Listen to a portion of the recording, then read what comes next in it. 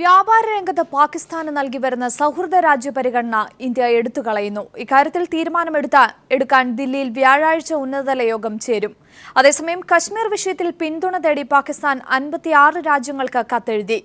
സിന്ധു നദീതട കരാർ ഇന്ത്യ ഏകപക്ഷീയമായി റദ്ദാക്കിയാൽ അന്താരാഷ്ട്ര കോടതിയെ സമീപിക്കുമെന്നും പാകിസ്ഥാൻ അറിയിച്ചു. വിവരങ്ങളുമായി പ്രജീഷ് കൈപ്പള്ളി ചേരുകയാണ്. പ്രജീഷ്, ഒരു സമ്മർദ്ദ തന്ത്രമെന്നോണമാണ് ഒരുപക്ഷെ സിന്ധു നദീതട കരാർ റദ്ദാക്കാൻ ഇന്ത്യ ഒരുങ്ങിയത്. എന്നാൽ ഇപ്പോൾ വലിയ രീതിയിലുള്ള ഒരു മുന്നറിയിപ്പുമായി പാകിസ്ഥാൻ എത്തിയിരിക്കുകയാണോ? തീർച്ചയായും മഞ്ജു, കടുത്ത നിലപാടിലേക്ക് ഇന്ത്യ പോകുന്നു എന്ന നിലപാട് സ്വീകരിച്ചതിന്റെ ആദ്യപടിയായിരുന്നു സിന്ധു നദീജല കരാറുമായി ബന്ധപ്പെട്ട് കൂടുതൽ കർശന നടപടികളിലേക്ക് ഇന്ത്യ പോകാൻ തീരുമാനിച്ചത്. പാകിസ്ഥാന് ലഭിക്കേണ്ട ജലത്തിൽ നിന്ന് കൂടുതൽ ജലം 20% ജലം ഇപ്പോൾ ഇന്ത്യക്ക് ഉപയോഗിക്കാൻ കഴിയുക. അത് കൂടുതൽ വർദ്ധിപ്പിച്ചുകൊണ്ട് സിന്ധു നദീജലം കൂടുതൽ ഇന്ത്യയിലേക്ക് എത്തിച്ച് പാകിസ്ഥാനെ സംബന്ധിച്ചിടത്തോളം ഏക ആശ്രയമായിരിക്കുന്ന ജലത്തിന്റെ ഉപയോഗം കുറച്ചുകൊണ്ട് സമ്മർദ്ദം ചെലുത്തുക.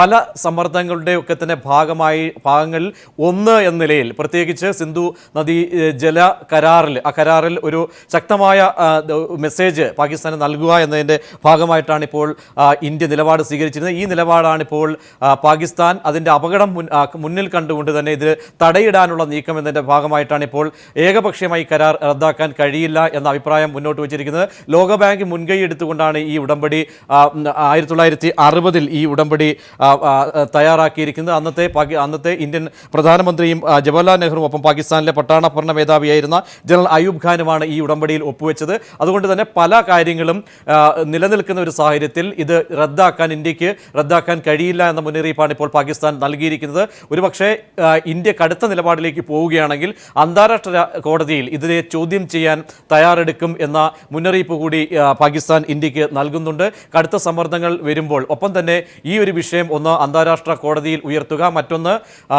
കശ്മീർ വിഷയത്തിൽ 56 രാജ്യങ്ങളുടെ പിന്തുണ തേടി കത്തയക്കാനും ഇപ്പോൾ പാകിസ്ഥാൻ തീരുമാനിച്ചിരിക്കുന്നു. കത്ത് അയച്ചിരിക്കുന്നു 56 രാജ്യങ്ങൾക്ക്, സമാനമായ ചിന്താഗതികൾ ഉള്ള രാജ്യങ്ങൾ. കാരണം ഇത് കശ്മീർ വിഷയം ഒരു ജനകീയ വിഷയമാണ്. ഇത് ഉയർത്തിക്കാട്ടിക്കൊണ്ട് ഇന്ത്യയുടെ നിലപാടുകൾക്ക് കൂടുതൽ തിരിച്ചടി നൽകുക എന്ന മറുതന്ത്രമാണ് ഇപ്പോൾ പാകിസ്ഥാൻ പയറ്റാൻ പോകുന്നത്. ഇതിനെത്രത്തോളം രാജ്യാന്തര തലത്തിൽ ഉറി ആക്രമണത്തിന് ശേഷം പാകിസ്ഥാനെ സമ്മർദ്ദത്തിലാക്കാൻ വേണ്ടി നയതന്ത്രപരത്തിലുള്ള ഇടപെടലുകളൊക്കെ ശക്തമാകുന്ന ഒരു സാഹചര്യത്തിലാണ് കശ്മീർ വിഷയം അവിടെ പൊതുവേദികളിൽ ഉയർത്തുക എന്ന തന്ത്രപരമായ നിലപാട് ഇപ്പോൾ സർക്കാർ സ്വീകരിച്ചിരിക്കുന്നത്. പാകിസ്ഥാൻ പട്ടാള ഭരണ മേധാവി ഇക്കാര്യം സ്ഥിരീകരിച്ചിരിക്കുന്നു. 56 രാജ്യങ്ങൾക്കൊപ്പം മറ്റ് UN തലങ്ങളിൽ ഇത് ഉന്നയിച്ചു കഴിഞ്ഞു. കൂടുതൽ വരും ദിവസങ്ങളിലേക്ക് ഇന്ത്യ എത്രത്തോളം സമ്മർദ്ദമാണോ ഉറി ആക്രമണത്തിന് ശേഷം പാകിസ്ഥാനെതിരെ നയതന്ത്ര തലത്തിൽ ഉയർത്താൻ പോകുന്നത്, അതിനേക്കാൾ ഏറെ കശ്മീർ വിഷയം പുതിയ തലങ്ങളിലേക്ക് വ്യാപിപ്പിക്കാനാണ് ഇപ്പോൾ പാക് സർക്കാർ തീരുമാനം എടുത്തിരിക്കുന്നത്.